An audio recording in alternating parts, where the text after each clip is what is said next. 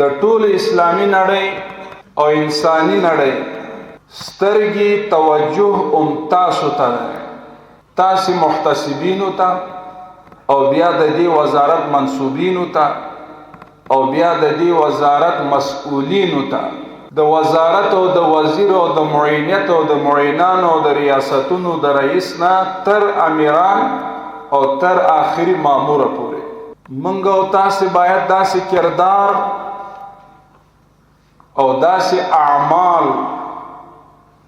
او داسې گفتار او داسې اخلاق حسنه غوره کړو قدرمندو چې په دغه شر القرون کې یو مثالی وي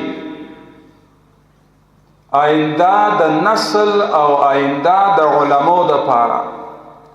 او آینده د مسلمانانو مجاهدینو د پاره داسې نوی خدا نه خواسته چې مونږ او تاسو بیا رسو تاریخ چې لیکل کیږي څوک دا وایي چې اسلام د دغه اشخاصو په وجه بدنام شو بلکې د الله په قانون کې هم او زمونږ او تاسو په نظام کې هم مونږ او تاسو داسې اعمال او اقوال او اخلاق تر سره کو چې د اسلامی نظام د پاره یو مثالی